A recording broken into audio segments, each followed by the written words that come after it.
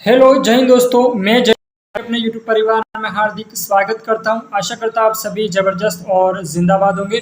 तो आज अपन पढ़ेंगे, एक बार कल की क्लास का रिवीजन करेंगे, उसके बाद में आज की क्लास करेंगे। ठीक है, जो कि सभी परीक्षाओं के लिए महत्वपूर्ण रहेगी, जो कि सभी परीक्षा को क्या करेगा, नस्त नाबूद करेगा। ठीक है, तो इसलिए इस क्लास को आप कंटिन्यू देखिएगा, आपके एग्जामों में 100% ये प्रश्न जरूर छपेगा। उसके बाद में मैं आपको एक बता दूं कि लास्ट में आपको एक क्वेश्चन दूंगा, ठीक है, जिसका सही आंसर आपको मुझे क्या करना है, कमेंट करके बताना है। ठीक है, और वो क्वेश्चन वही रहेगा जो एग्जाम में पूछा जाएगा। इसीलिए लास्ट में क्वेश्चन का सही आंसर आप मुझे कमेंट करके जरूर बताइएगा। बाकी आप लोग कहीं पर भी जुड़े हुए, व्हाट्सएप ग्रुप या फिर टेलीग्राम ग्रुप, कहीं पर भी जुड़े हुए, क्लास को शेयर जरूर कीजिएगा। प्रत्येक बच्चे के पास इस क्लास को शेयर जरूर कीजिएगा। ठीक है, तो शुरू करते हैं अपनी कल की क्लास का रिवीजन। और क्वेश्चन नंबर फर्स्ट कह रहा है कि हाल ही में एशिया का दूसरा सबसे स्वास्थ्य शहर बनने वाला धूलिखेल का शहर कहाँ स्थित है। सबसे स्वस्थ शहर बनने वाला धूलिखेल शहर कहाँ स्थित है, तो ये स्थित है नेपाल में। ठीक है, अब ये जो नेपाल की है वो पर्यटन राजधानी किसे घोषित करा गया, पर्यटन राजधानी कौन सी है, तो वो है पोखरा। जो कि ये प्रश्न एग्जाम में पूछा गया, क्या करा गया, ये प्रश्न एग्जाम में पूछा गया, इसलिए इसको भी क्या कर देना, डबल स्टार कर देना, क्योंकि ये भी अब पूछा जा सकता है। ठीक है मेरे दोस्त, उसके बाद में अपना अगला क्वेश्चन, इसका क्या करेंगे, अपन फटाफट रिवीजन करेंगे। ठीक है, क्योंकि इन क्वेश्चनों को अपन पहले पढ़ चुके हैं। उसके बाद में हाल ही में टाटा कंसल्टेंसी सर्विसेज ने अपना पांचवा पेस स्टूडियो कहाँ लॉन्च करेगा, तो ये लॉन्च करेगा फिलीपींस में। कहाँ लॉन्च करेगा, फिलीपींस में ये अपना 5वां स्टूडियो लॉन्च करने जा रहा है। कौन, टाटा कंसल्टेंसी सर्विसेज। ठीक है मेरे दोस्त, उसके बाद में है अपना अगला क्वेश्चन। अगला क्वेश्चन है कि हाल ही में पीएम मोदी ने वधवन बंदरगाह की आधारशिला कहाँ पर रखी है, तो वधवन बंदरगाह की आधारशिला रखी है, जो रखी है महाराष्ट्र में। किसने रखी है, पीएम नरेंद्र मोदी ने रखी है। अब इसमें कितने करोड़ का खर्चा किया जाएगा, तो इसमें कितने करोड़ का खर्चा किया जाएगा, 76,220 करोड़ रुपए का खर्चा किया जाएगा इस वधवन बंदरगाह को बनाने के पीछे। ठीक है मेरे दोस्त, उसके बाद में है अपना अगला क्वेश्चन। अगला क्वेश्चन कह रहा है कि ब्रिटेन का साउथम्पटन विश्वविद्यालय अपना परिसर कहाँ स्थापित करेगा, तो ये स्थापित करेगा गुरुग्राम हरियाणा में। हरियाणा के मुख्यमंत्री कौन है, सुखविंदर सिंह सुक्खू इस विधेयक को पारित कर दिया है। किसने करा है, हरियाणा के मुख्यमंत्री। कहाँ पर करा है, गुरुग्राम हरियाणा में करा है। उसके बाद में है अपना अगला क्वेश्चन, क्वेश्चन नंबर 5 कि हाल ही में मौसम विभाग ने कच्छ के ऊपर गहरे दबाव के क्षेत्र को असना चक्रवात में बदलने की आशंका जताई। चक्रवात का यह नाम किसने दिया है, तो ये चक्रवात का यह नाम दिया पाकिस्तान ने दिया। किसने दिया है, पाकिस्तान ने इस चक्रवात का नाम दिया है, याद रखना। और असना चक्रवात कहाँ पर आया था, तो ये पाकिस्तान में आया था। किस देश में आया था, तो पाकिस्तान में आया था। पाकिस्तान की राजधानी क्या, पाकिस्तान की राजधानी इस्लामाबाद पाकिस्तान की राजधानी है। ठीक है, क्वेश्चन के बारे में अपन ज़्यादा डिस्कस नहीं करेंगे, क्योंकि ये क्वेश्चन अपन पहले कर चुके हैं, इसको अपन रिवाइज करें। उसके बाद में हाल ही में भारत की पहली स्वदेशी ईयरबेम डक्स मंकी पॉक्स RT-PCR किट कहाँ लॉन्च हुई, तो कहाँ पर लॉन्च हुई, तो ये लॉन्च हुई है आंध्र प्रदेश में। आंध्र प्रदेश में लॉन्च हुई, और आंध्र प्रदेश के मुख्यमंत्री कौन है, चंद्रबाबू नायडू के द्वारा इसको लॉन्च करा गया है। उसके बाद में हाल ही में अगला क्वेश्चन कि हाल ही में पेरिस पैरालंपिक, देखो पैरालंपिक कहाँ शुरू हुए हैं, तो वो शुरू हुए हैं पेरिस में हुए। कब से शुरू हुए हैं, तो 26 सितंबर से लगा के, कब से शुरू हुए, 26 अगस्त से लगा के 8 सितंबर तक ये चलेंगे। कब से शुरू हुए, 26 अगस्त से 8 सितंबर तक ये चलेंगे। अब उसके बाद में जो अवनी लेखरा है, उसने कौन सा पदक जीता है, अवनी लेखरा ने जो पदक जीता है वो जीता है गोल्ड मेडल। ठीक है, कौन सा पदक जीता है, गोल्ड मेडल जीता है। कितने जीते हैं, तो 2 जीते हैं। ठीक है, कितने पदक जीते हैं, तो 2 पदक जीते हैं। किसने जीते हैं, तो अवनी लेखरा ने जीते हैं। उसके बाद में क्वेश्चन नंबर 8 कि हाल ही में ICG ने पहला स्वदेशी रूप से विकसित कौन सा प्रदूषण नियंत्रण पौध लॉन्च किया है, तो समुद्र प्रताप। कौन सा लॉन्च किया है, समुद्र प्रताप ये लॉन्च करा गया है। उसके बाद में है अपना अगला क्वेश्चन, क्वेश्चन नंबर 9 हाल ही में केंद्र सरकार ने किसे विस्तारा एयर इंडिया में FDI की मंजूरी दी है, किसने दी है, तो सिंगापुर एयरलाइन को मंजूरी दी है। किसको दी है, सिंगापुर एयरलाइन को ये मंजूरी दे दी गई है। उसके बाद में है अपना अगला क्वेश्चन, क्वेश्चन नंबर 10 कि हाल ही में केंद्रीय औद्योगिक सुरक्षा बल का महानिदेशक किसे नियुक्त किया गया है, तो RS भट्टी को नियुक्त किया है। किसे नियुक्त किया गया है, RS भट्टी को नियुक्त किया गया है। अब अपन शुरू करेंगे आज की क्लास। आज की क्लास अपनी शुरू होने वाली है, तो क्लास को आपने अभी तक भी लाइक नहीं करा हो तो लाइक जरूर कीजिएगा, और शेयर भी नहीं करा तो शेयर कर देना, और बेल आइकन ऑन नहीं करा है सब्सक्राइब करके बेल आइकन को ऑन कर देना, ताकि मैं जब भी क्लास अपलोड करूं तो आप तक सबसे पहले आप तक नोटिफिकेशन आ जाए। इसलिए नोटिफिकेशन को क्या कर देना, नोटिफिकेशन को ऑन कर देना। उसके बाद में अपन शुरू करते हैं आज की क्लास। ठीक है, एक बार और याद रखना, अपनी महिला मित्र मंडल को क्लास को जरूर शेयर कीजिएगा। ठीक है मेरे दोस्त, अब क्वेश्चन नंबर पहला कह रहा है कि हाल ही में ग्लोबल फिनटेक फर्स्ट का उद्घाटन कहाँ हुआ। इसका उद्घाटन कहाँ पर हुआ, तो इसका उद्घाटन हुआ वो हुआ मुंबई में। कहाँ पर हुआ इसका उद्घाटन, इसका उद्घाटन किया गया मुंबई में किया गया। किसके द्वारा किया गया, तो नवीकरणीय ऊर्जा मंत्रालय के द्वारा इसका उद्घाटन किया गया। किसके द्वारा किया गया, नवीकरणीय ऊर्जा मंत्रालय के द्वारा इसका उद्घाटन किया गया है। उसके बाद में है अपना अगला क्वेश्चन कि हाल ही में नए कैबिनेट सचिव के रूप में किसने पदभार संभाला है। नए कैबिनेट सचिव के रूप में किसने पदभार संभाला। पहले तो जो संभाल रहे थे वो थे राजीव गौबा। कौन थे कैबिनेट सचिव, कौन थे, वो थे पहले थे राजीव गौबा, जो कि सबसे लंबे कार्यकाल इनका रहा है। ठीक है, अभी वर्तमान में कौन बन चुके, वर्तमान में बने डॉक्टर टी.वी. सोमनाथन। कौन बने, डॉक्टर टी.वी. सोमनाथन, जो कि वर्तमान में कैबिनेट सचिव के रूप में अपना कार्यभार संभाला है। उसके बाद में अपना अगला क्वेश्चन कि हाल ही में भारतीय सेना ने किस प्रोजेक्ट का पहला चरण लॉन्च किया है, तो वो लॉन्च करा है प्रोजेक्ट नमन।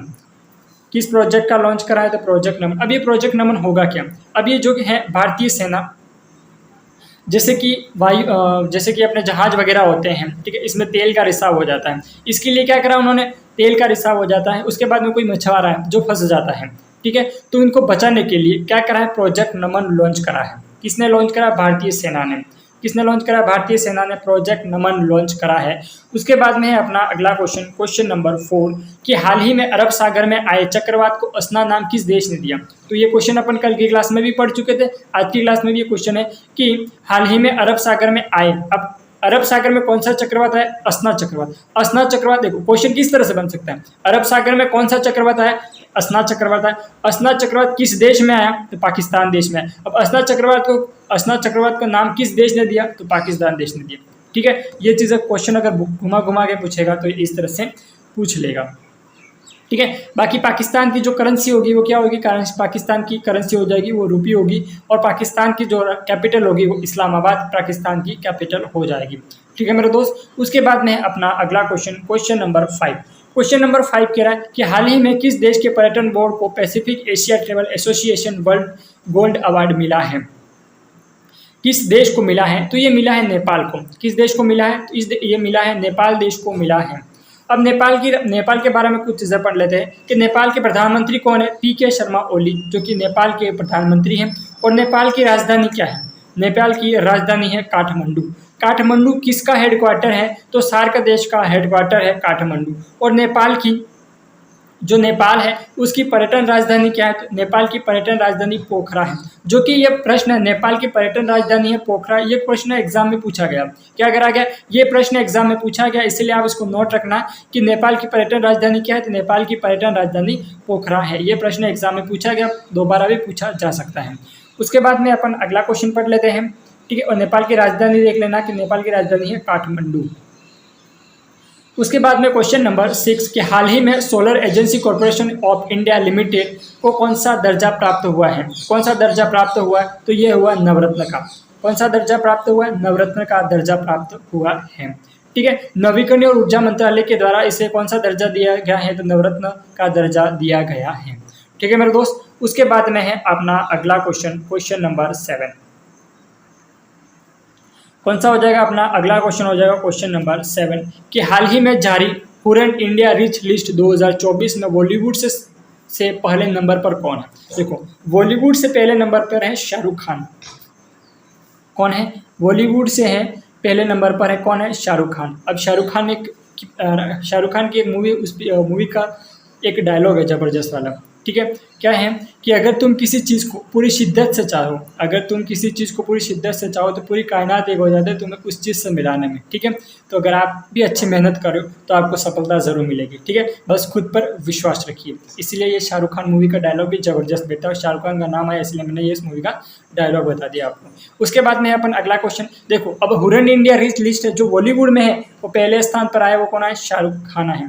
बाकी जो भारत में आए हैं पहले स्थान पर, वो कौन आए हैं, वो आए हैं गौतम अडानी। कौन है, गौतम अडानी है पहले नंबर पर। उसके बाद में है अपना अगला क्वेश्चन, क्वेश्चन नंबर 8।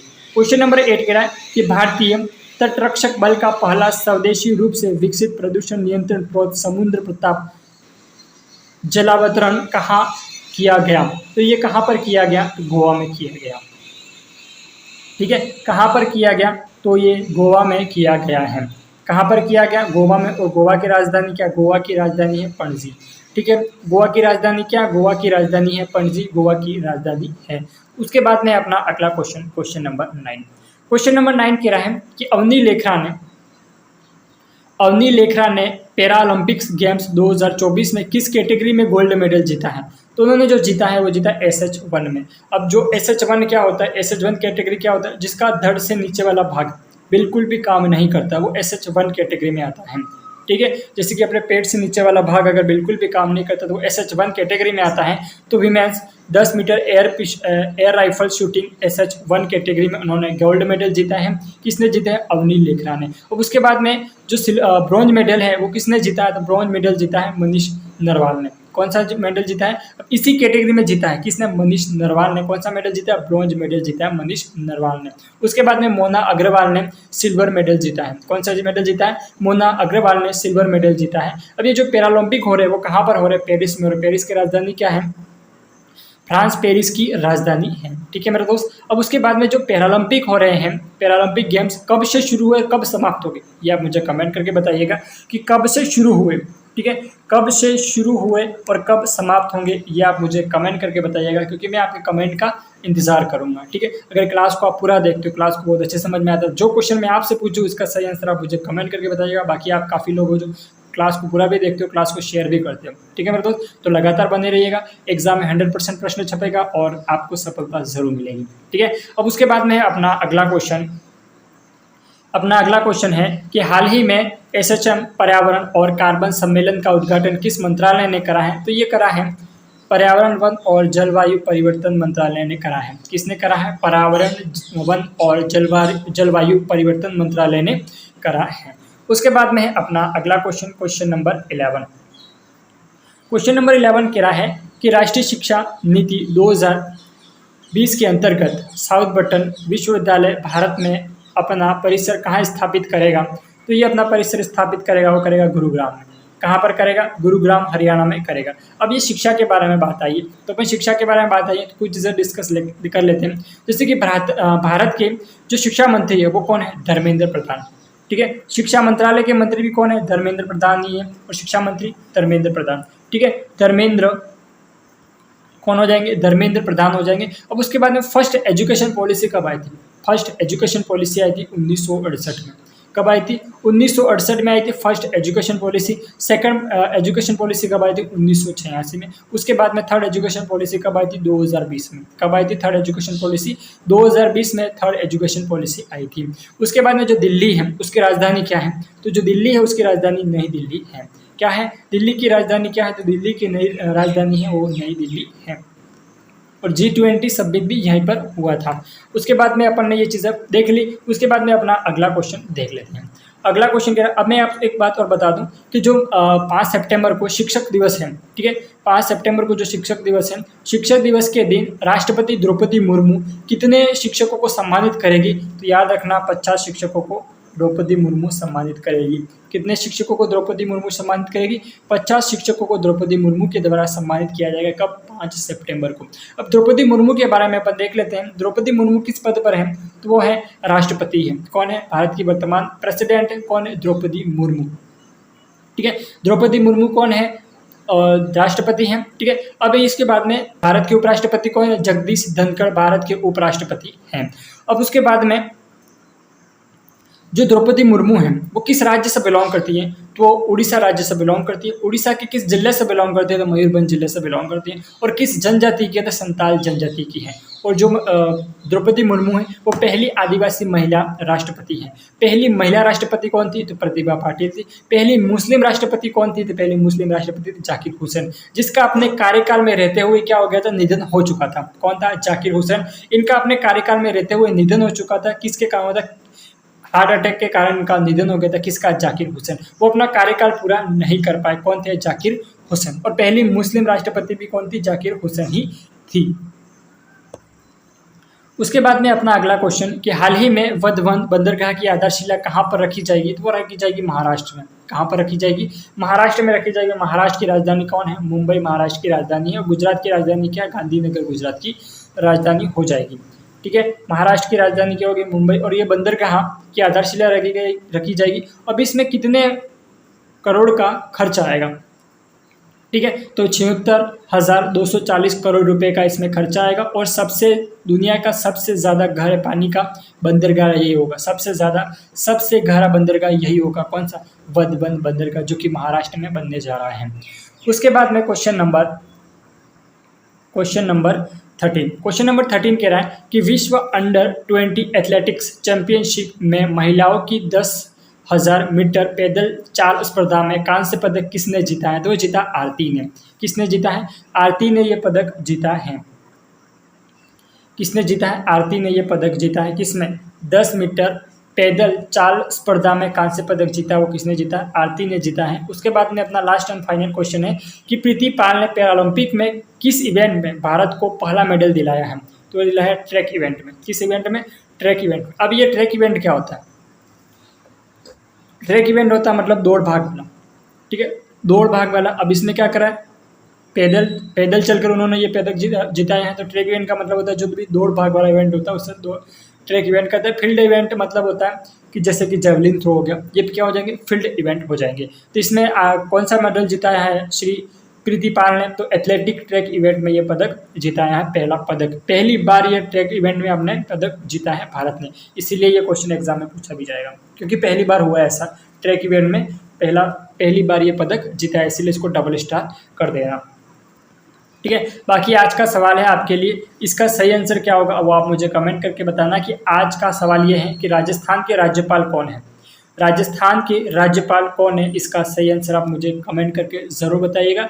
बाकी आप कमेंट करके बताइएगा कि आज की क्लास आपको कैसी लगी, आज का सेशन आपको कैसा लगा। ठीक है, तो अपन यहीं तक क्लास में विराम देते हैं। तो आप मिलते हैं नेक्स्ट कल की क्लास में। तो आप सभी तब तक के लिए आप सभी को धन्यवाद। आप सभी अपना ख्याल रखिएगा। धन्यवाद। जय हिंद।